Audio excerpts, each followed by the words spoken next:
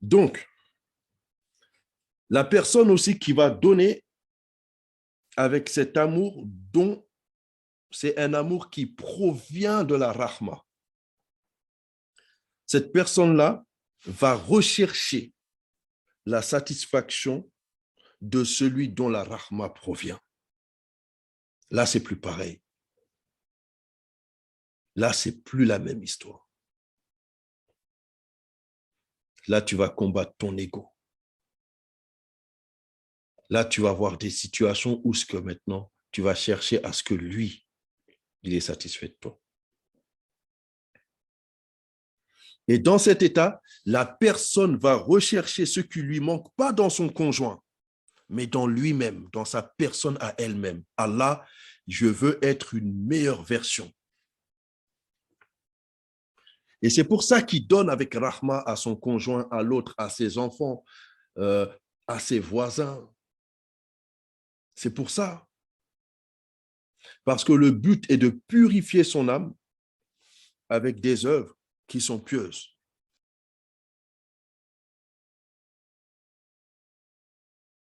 On a évoqué dans le passage juste avant, on a évoqué l'amour terrestre. On a parlé d'un état et on veut arriver à l'état de l'amour céleste. Mais il y a des réalités. Allah nous a créés et nous sommes dans ce bas monde. Nous sommes dans ce monde. Étant dans ce monde, on va consommer de ce monde. On va vivre, on va manger, on va boire, on va dormir. Et on donne l'exemple, c'est comme l'exemple d'un bateau. Le bateau, s'il n'est pas sur l'eau, il n'avance pas. Mais si le bateau il est sur l'eau et qu'il y a beaucoup d'eau qui rentre dans le bateau, eh bien, le bateau il coule. Il a besoin d'un juste milieu pour avancer. L'être humain aussi, il a besoin d'un juste milieu dans ce bas monde-là pour avancer. Si on n'était pas dans ce monde-là, ben, on n'avancerait pas. Et si nous sommes dans ce monde, mais il y a trop l'amour des choses de ce monde qui rentrent dans notre cœur, on va couler avec. Donc, il y a des réalités. Et c'est vrai, l'amour a un effet sur le cerveau, c'est une réalité. Et malgré que j'en ai parlé dans les cours, je remets ce petit paragraphe ici, afin que même ceux qui ne sont pas dans les cours puissent avoir une certaine vision des choses. Très important. Il faut comprendre que lorsqu'une personne tombe amoureux, il y a des réactions chimiques qui envoient des messages au corps. Il y a des réactions qui envoient des messages au corps. À partir de là, le sommeil est perturbé. Le cœur, il bat vite. La personne a chaud, par exemple. On a chaud, par exemple. Il y a vraiment des choses comme ça. Ce sont des réactions normales, en vrai. Pourquoi? Parce qu'il faut comprendre que l'amour, il va jouer sur certaines zones du cerveau. De là, l'importance toujours qu'il y a cette rahma. Et ça va perturber nos choix. Par exemple, on a une partie dans le cerveau qui s'appelle le cortex préfrontal. Ça nous sert à la bonne prise de décision. Mais cette partie-là, là, elle est désactivée. Et pourtant, comment Allah nous a créés, on a besoin de cette partie-là pour prendre de bonnes décisions. Elle est chamboulée. On a une autre partie, l'amygdale cérébrale. Cette partie-là nous sert pour la peur, les émotions négatives et le jugement. C'est pour cela qu'on ne voit pas les défauts de la personne aimée. Là, on a des réponses qui sont scientifiques. Il y a des gens qui disent l'amour, ça dure que les premières années, vous voyez, ou des paroles comme ça. Depuis que je me suis marié, au début, j'étais aveugle, mais maintenant, je vois clair. Mais toutes ces paroles-là, c'est parce que la personne est dans un état d'amour terrestre. Donc, on voit tout dans l'autre. Mais regarde en toi, non. En vrai, tu étais dans un état où ce que ton cerveau, là, était perturbé. Donc, dans la région de ton amygdale cérébrale à toi-même, à toi, pas à l'autre, à toi. Il y avait des perturbations et c'est pour cela que tu ne pouvais pas voir les défauts de la personne que tu aimais. Et ça dure un certain temps. Je suis d'accord que ça dure un certain temps. Après, ça redescend. Après, tu vois maintenant des choses dans la personne qu'au début, tu ne pouvais pas voir. Il faut comprendre qu'il y a plusieurs hormones qui sont sécrétées. D'accord? La dopamine, ça, c'est l'hormone du désir, de la motivation. C'est comme tu désires la personne, tu es motivé. Tu as une motivation, c'est même pas la peine. L'endorphine, c'est l'hormone du plaisir. Et puis, l'hormone du plaisir, ça, c'est fort. Au début, c'est très fort. Au début de la relation, ça, là, il y a beaucoup. La sérotonine, l'hormone de la sérénité. Au début, celle-là, c'est pas fort. Subhanallah, comment Allah, il nous a créés. Mais après, dans la relation, plus on avance dans la relation et plus cette hormone-là, elle augmente. On a vu? L'endorphine, au début de la relation, c'est fort. Après, ça va diminuer. Mais la sérotonine, l'hormone de la sérénité, et subhanallah, on voit comment Allah, il nous a créé, comment il a emboîté les choses. Et c'est avec la sérénité que tu peux prendre des bonnes décisions. Tu es serein. Tu prends du recul. L'ocytonine aussi, qui est l'hormone de l'empathie. Et ça sert pour quoi? Pour une relation durable. Donc, même scientifiquement, on nous apporte des réponses.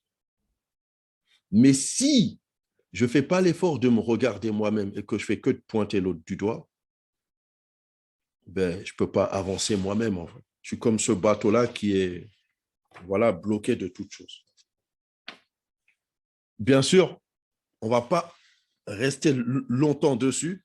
C'est un passage, un simple passage pour comprendre que même dans la façon dont on a été créé, il y a des signes pour voir qu'on doit faire un travail sur nous-mêmes pour déclencher cet amour avec Rahma. Et il faut comprendre que lorsque la personne est dans l'état amoureux, d'accord, on n'est pas encore là dans les clés du céleste, hein, d'accord, on est vraiment là dans un amour terrestre. J'amène des choses qui sont biologiques, mais on a compris où ce qu'on veut arriver. Il faut comprendre qu'il y a ce qu'on appelle le circuit de la récompense. Ça va être un peu de la révision pour ceux qui ont vu cette partie-là en cours. Le circuit de la récompense, c'est quoi? L'amour, il va activer le circuit de la récompense. Et c'est lui qui nous pousse à un comportement qui est addictif ou destructeur, soit l'un, soit l'autre. C'est ce circuit de la récompense. Et là, on le voit, ça, ceux qui ont l'amour de Dunya, par exemple. C'est destructeur. Et c'est pour ça que j'ai dit que l'amour sans rahma, il ramène à la destruction. Il faut une goutte de rahma dans tout ça. Donc, il y a des gens, par amour des choses, ils vont créer leur propre perte dans ce monde et dans l'autre. Ils seront prêts à commettre des péchés pour avoir ce qu'ils veulent. Par amour de ce que la personne convoite. Et puis subhanallah, pour contrer le péché, les gens, souvent, ils veulent s'y prendre au moment de l'action du péché. Le voleur, il va dire, ouais, je vole tout le temps. Oui, c'est vrai, tu voles tout le temps. Mais pour que tu arrêtes de voler, le travail, il va commencer dans toi. La personne qui consomme aussi des substances illicites, ça va commencer dans toi. Mais là, ça va être beaucoup plus dur parce qu'il y a une addiction. La personne qui va avoir des relations illicites hommes et femmes, ça commence dans toi. Et le verset, il est clair. Il dit, n'approche même pas la chose. Donc, il y a une particule, un atome de pensée qui est dans l'être humain. C'est cette pensée-là que l'être humain, déjà, il valide dans sa tête quand il est tout seul. Tu es dans ta voiture, tu marches, tu es dans le supermarché, tu es dans ton salon, tu es tout seul, tu es couché dans ton lit, tu es au travail, tu es derrière ton ordinateur, tu es dans l'avion, tu es dans le train. La personne valide la mauvaise pensée. Et là, lui, il est tout seul. C'est là que ça commence en vrai. Et c'est là-bas qu'il faut taper. Il faut dire non. C'est là-bas qu'il faut faire le combat. À la graine. La graine, c'est un atome de pensée. La personne, il va voyager. Il se dit, bon, dans le voyage, vas-y, là, je vais être tout seul. Je vais en profiter pour aller, je ne sais pas moi, en boîte de nuit. Mais il sait que s'il va en boîte de nuit, il ou elle, cette personne-là sait qu'il y a le risque de faire des bêtises. Mais va se trouver des excuses. Non, c'est bon, je vais que me vider la tête un peu. Eh bien, dès que tu as mis les pieds là-bas, une fois, deux fois, tu as rencontré quelqu'un, vous parlez, ah ben ça se passe bien. Non, non, non, c'est rien, on va que boire un petit verre. Non, il n'y a rien. Tu trouves là les excuses. Mais les excuses, tu les trouves à quoi? À la graine qu'il y avait au début là. C'est cette graine-là qui t'a poussé à tout ça et après tu arrives à une fatalité et à la fin tu t'assois, tu pleures et puis tu dis oui, je retombe toujours dans la même chose. Oui, tu retombes dans la même chose parce que maintenant que tu es dedans, tu ne peux plus t'arrêter et puis tu essayes de t'arrêter par la finition. Non, ce n'est pas par la finition, c'est à l'origine. Tu veux arrêter, ça se passe dans toi. Et comme la graine du mal, elle a été insufflée dans toi au début et tu l'as cultivée, eh bien, tu vas devoir faire un gros travail sur ta personne, dans ta relation avec Allah pour effacer cela. En sachant que chaque péché qu'on fait, ça fait une tache noire sur le cœur. Donc maintenant, on va purifier cet état-là. Ça va loin. Ça va très, très, très, très, très, très loin. Donc, on ferme cette parenthèse. Et donc, on a dit que c'est destructeur ou c'est addictif. Soit l'un, soit l'autre. Il faut de la rahma pour que la destruction soit vraiment enlevée. Et que ça soit, même si c'est une addiction, toi et Allah, subhanallah, il y a des gens, ils n'ouvrent pas le Coran, ils sentent mal. Ils ont créé ce lien où il y a cette addiction avec le Coran, par exemple. Le prophète, paix et salut sur lui, il prie la nuit jusqu'à ce que son épouse, elle dit, mais pourtant Allah, il t'a tout pardonné. Mais il répond, est-ce que je ne dois pas être un serviteur reconnaissant? Il prie la nuit jusqu'à ce que ses pieds ils gonflent. Il pleure dans ses invocations, dans sa prière, jusqu'à ce que la barbe, elle est toute mouillée. Ah. Mais il faut comprendre que dans ce circuit de la récompense, lorsqu'on n'a pas le retour souhaité avec le partenaire, lorsqu'on n'a pas ce retour-là qui est souhaité, ben le circuit de la récompense diminue. Donc, dans l'état d'amour terrestre, la personne va donner, mais dans son inconscient, cette personne-là va rechercher un retour. Est-ce que tu donnes vraiment pour la personne ou est-ce que tu es en train de donner car dans ton inconscient, tu es en train de chercher quelque chose. Donc, même le don, quelque part, il est pour toi. On a vu un Habil avec Qabil. Les deux, ils ont fait des aumônes. L'un, son aumône, elle a été acceptée. L'autre, ça n'a pas été accepté. Allah, il n'a pas besoin. Et dans le verset, il est clair. Qu'est-ce qu'il dit Allah? Il dit que ce n'est pas l'aumône en lui-même qui va, on va dire, venir vers Allah, mais c'est la piété qu'il y a dans l'action. La taqwa qu'il y a dans l'action. Donc, c'est pour ça que l'état interne est très important. Et puis souvent, quand le circuit de la récompense il va diminuer, ça va provoquer des réactions en nous. Et ces réactions, ils vont dépendre de notre personnalité et puis de notre caractère. C'est pour ça qu'on va parler des racines de l'arbre juste après. Et aussi, ce qu'il faut comprendre, c'est que si on laisse, ça c'est le deuxième point, si on laisse notre relation rentrer dans une routine, ben, il y a un risque aussi que le circuit de la récompense il diminue et donc ça va se désactiver. Et là, dans les deux cas de figure qu'on vient de dire, dans les deux cas de figure, qu'est-ce qu'il va avoir? C'est la relation qui va s'arrêter. De là, l'importance que,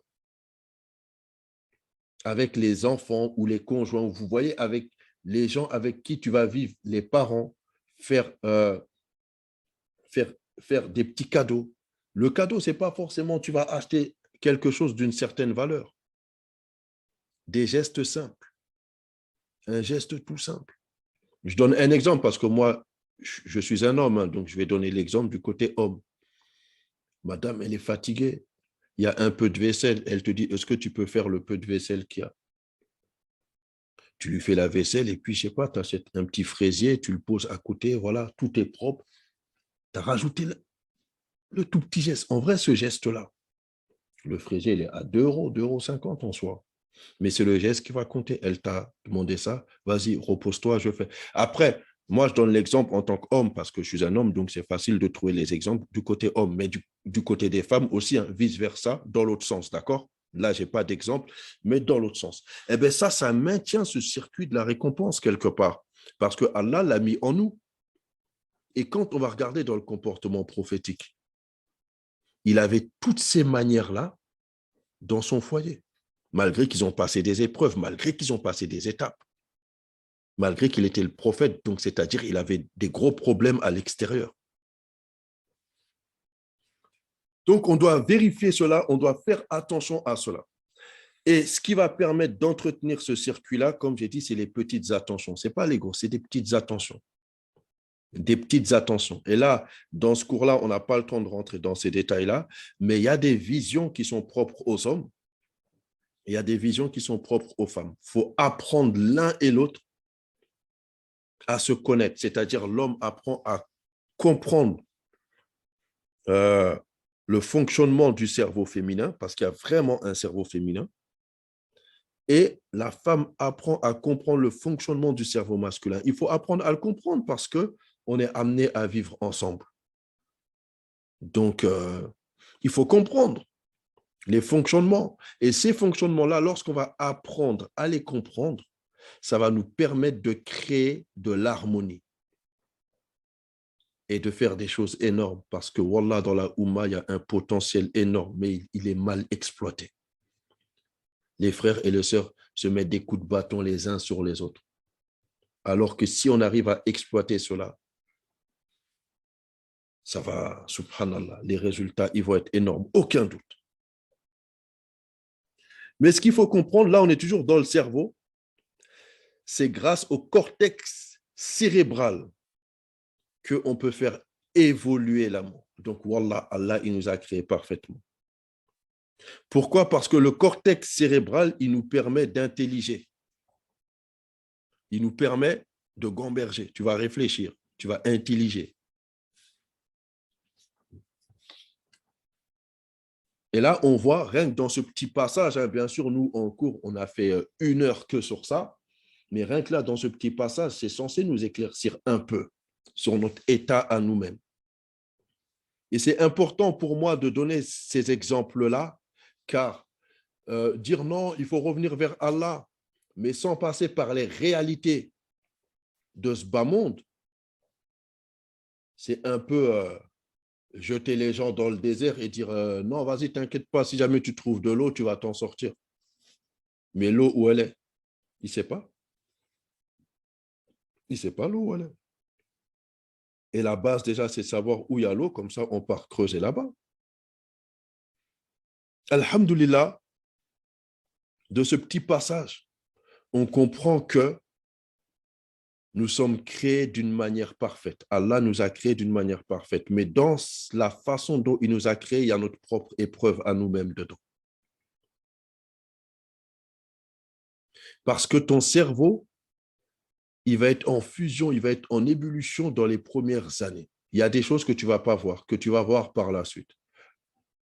Et donc, quand on dit l'amour rend aveugle, il faut qu'on retravaille la parole.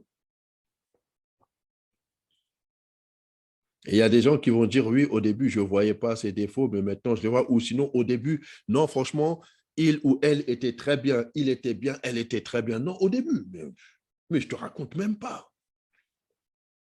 Ah non, c'était la femme parfaite. Ah non, c'était l'homme parfait. Il a commencé à changer au fil du temps. Elle a commencé à changer au fil du temps. Elle a montré son vrai jeu au fil du temps. Il a montré son vrai jeu au fil du temps. Il a fait ça pour me blaguer. Je me suis fait avoir. Ah non, vraiment, cette femme-là, là. Et puis ça, là, c'est des termes que j'ai déjà entendus. Non, non, cette femme-là, là, c'est un véritable canular. Elle m'a eu. Mais t'écoutes le frère, t'écoutes la sœur. Quel canular tu me parles? C'est toi et ton cerveau. En vrai, c'est toi et ton cerveau. La personne t'a vraiment aimé et la personne t'aime vraiment. Là, on est, attention, dans le cas d'une relation, on parle saine. Et c'est une relation qui est une bonne relation. La femme, elle est vraiment intentionnée pour entretenir son foyer. L'homme, il est vraiment intentionné pour entretenir le foyer. Parce qu'il y a plusieurs cas de figure. On n'a pas le temps de tous les voir ici. Et c'est vrai qu'il y a le cas de figure où ce que un des deux conjoints vraiment est mauvais. Là, on n'est pas dans ce cas de figure-là, mais on pourra préparer une séance pour cela, Inch'Allah. Là, on est dans ce cas de figure où ce que les deux veulent bien faire. Mais malheureusement, ils n'ont pas ces outils-là internes, donc ça amène à une destruction malgré eux. Et combien de couples comme ça? Combien? Et ça va loin, ça peut partir même au coup des fois, selon les traits de caractère. Ça peut partir à des insultes, à de l'intimidation. Et là, on arrive à quoi? À l'arbre. L'arbre de la personnalité, bon, c'est tout un schéma. Je vais en parler très simplement afin que tout le monde puisse comprendre. C'est à la base d'un arbre, il y a quoi? Il y a les racines. Et comme on l'a dit dans les cours de la promenade des amoureux, les racines vont représenter la base de la personnalité de la personne. C'est ce qu'on appelle tout simplement le tempérament. Et ça, c'est quoi? Ce sont des réactions impulsives prévues par les gènes de la personne. Donc, il y a une impulsivité en nous, il y a quelque chose en nous que tu ne vas pas forcément prévoir. C'est prévu par tes gènes. Subhanallah. Et c'est difficile de savoir quel est exactement notre tempérament, car l'environnement vient influer notre construction. Donc, l'important, c'est de comprendre qu'on n'est pas tout blanc, c'est tout. L'important, c'est de comprendre ça. Après, bien sûr, il y a plusieurs questions logiques qui peuvent venir, mais il faut comprendre toute l'évolution de l'arbre pour voir clair dedans. Il faut comprendre toute l'évolution. Mais là, on a la racine. OK, dans tes propres gènes, il y a l'impulsivité. Et ça va dépendre de l'environnement dans lequel tu as grandi. Donc, toutes ces choses-là, toute cette recette-là va faire ta personnalité, va faire qui tu es. Et on voit que des frères et sœurs qui ont grandi dans une même maison n'ont pas forcément les mêmes traits de personnalité. Et ça, on le voit avec le tronc de l'arbre. Mais là, refaire tout cela, tout l'arbre, ça va durer trop longtemps pour ce type de séance. Mais ce qu'on doit comprendre, c'est que il y a une impulsivité qui est déjà prévue par nos gènes. Donc, dans tes gènes, il y a cela. Et ça, tu dois le comprendre, mon frère et ma sœur. Si tu n'as pas compris ça, tu ne vas pas commencer à faire l'effort sur toi. C'est prévu, c'est dans toi, c'est programmé. Qu'est-ce que tu veux maintenant? Et c'est pour ça que l'un doit avoir de la rahma envers l'autre. Ta femme, elle était fatiguée, tu es rentré, elle a levé la voix. Il ne faut pas que toi, tu montres que c'est toi le chef du coin, donc tu vas lever la voix plus fort que elle parce que tu es un homme, tu as une grosse voix. Je ne sais pas, tu fais combien de mètres et tu fais combien de kilos, donc tu vas lui montrer tes muscles. Non. La force que Allah t'a donnée, mon frère, c'est pour la protéger, cette femme. Ce n'est pas pour que tu deviens violent envers elle. Dans ce comportement de violence envers ton épouse, tu es à l'encontre de ton rôle même. Et vice-versa. C'est plus facile pour moi de donner des exemples du côté homme, hein, comme je dis, parce que je suis un homme, mais et vice-versa, de l'autre côté aussi, mes sœurs. De l'autre côté, il y a des exemples peut-être que vous pouvez trouver où ce que Ma sœur, tu peux être à l'encontre de ton rôle dans lequel Allah t'a créé en tant qu'épouse, par exemple, envers cet homme-là. Parce que Allah t'a donné des qualités en tant que femme que tu peux exploiter pour faire rayonner vraiment ton foyer. Et puis, vice-versa, l'un envers l'autre. Mais là, nous, ce qu'on veut comprendre, c'est que, voilà, il y a cette impulsivité. Maintenant, il faut comprendre que le tronc, c'est la base de ta relation avec le monde extérieur, sans rentrer dans les détails du tronc, parce qu'on va devoir parler du sens du vent, et ci et ça, et puis ça va dénaturer un peu le sujet d'aujourd'hui. Mais ce qu'on peut comprendre, c'est qu'un un arbre qui est en manque d'eau, il va développer deux schémas. Soit il va développer un système pour rechercher de l'eau, tout comme une personne en manque d'affection développe un système affectif, donc la personne va rechercher de l'affection. D'accord, cet arbre-là, il a vraiment développé des racines qui vont chercher de l'eau. Il a besoin de l'eau. Ou sinon, l'arbre, il peut développer un système pour survivre. Et je donne toujours cet exemple-là comme un arbre qui est dans le désert. Tout comme une personne en manque d'affection peut se bloquer émotionnellement pour apprendre à survivre. Donc là, on a deux cas de figure. Mais là, c'est la base de nos problèmes. On va tout de suite juger l'autre dans ce qu'il a développé au fil de sa vie. Alors qu'on doit normalement faire rayonner cet amour avec Rahma, qui va faire que les gens avec qui je vis, que ce soit dans le domaine conjugal homme-femme, ou que ça soit dans la relation avec mes propres enfants, mes parents, les parents eux-mêmes, ils ont développé des choses comme ça. On en avait parlé en cours, on est parti jusqu'à nos grands-parents, jusqu'à l'époque de la guerre. Car on est dans cette époque où ce que on va beaucoup dire, oui, mais les parents, ils sont comme ci, les parents, ils sont comme ça. Mais si on creuse, comme on l'avait dit, qui sont nos parents? On doit faire preuve de rahma. Nos parents sont les enfants de ceux qui ont fait la guerre. Il faut le comprendre, il faut comprendre ce que ça veut dire. Leurs parents, leur grand-oncle, leur grand-père ou leur père ont été arrachés de leur terre pour aller se battre. Beaucoup, ils ont laissé leur vie.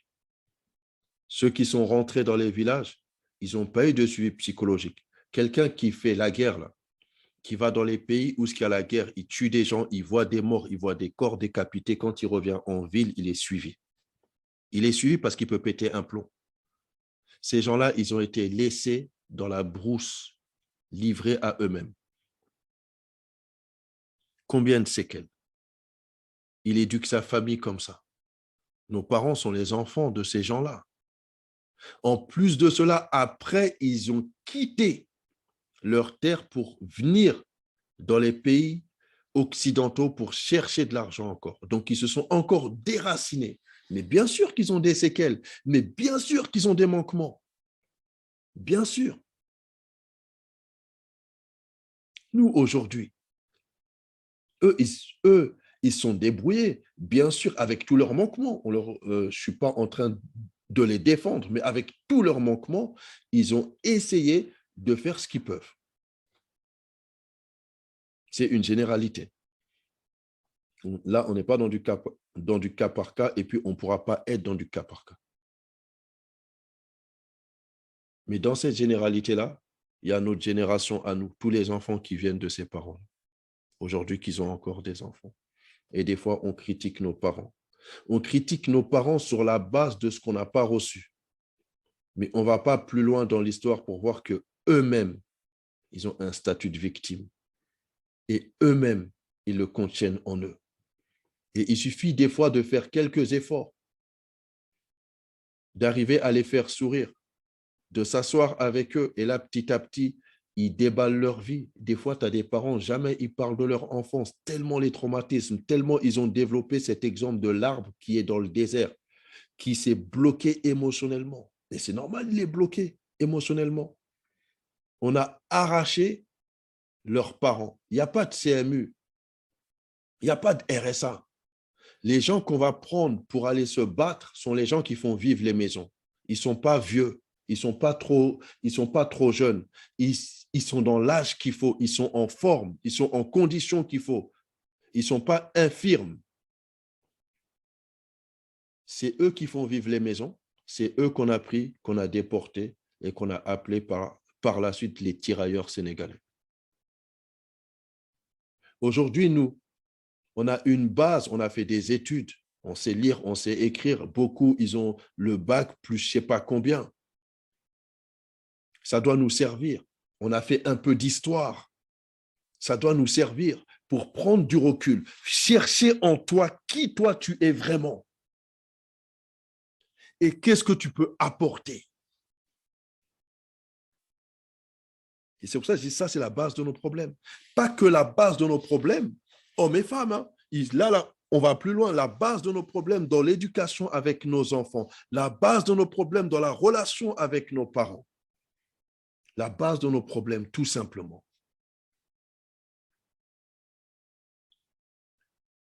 On va fermer la parenthèse des parents, mais c'était très important aussi d'en parler. Donc, et on revient, voilà, sur cet état d'amour. Donc, en général, dans notre relation, que ce soit conjugale ou familiale, d'accord, on va rechercher dans notre conjoint ou dans les gens qui constituent le foyer ce qui nous manque. Et là, dans ce qui est dans la relation conjugale, on va espérer que, on va imaginer que, et cela va provoquer un état de colère, de déception. Notre comportement, il va changer. On peut même devenir triste, grossier, violent, etc. Et puis là, ça débat. Et on a vu ceux qui ont fait le cours ce matin et ceux qui ont fait le cours mercredi soir. On a parlé du narcissique. On a parlé de ce comportement-là. Et on a vu, dès qu'il y a le seuil pathologique atteint, on mélange cela avec les dérapages comportementaux et puis verbaux, là, ça ramène une catastrophe. D'où l'importance de travailler sur soi, d'où l'importance de faire jaillir cet amour-là avec Rahma. Et la question qu'on va se poser après tout cela, c'est est-ce que c'est la personne que j'aime vraiment ou est-ce que c'est l'image que je me suis fait de la personne que j'aime? L'amour, c'est beau, mais ça peut détruire. Tout amour où il n'y a pas de rahma, je le répète, ça ramène à la destruction. Et l'amour avec rahma fait jaillir un rayonnement qui provient de nous-mêmes pour illuminer tout notre entourage. Et Allah, il le dit dans le Coran, nous t'avons envoyé comme miséricorde pour l'univers tout entier.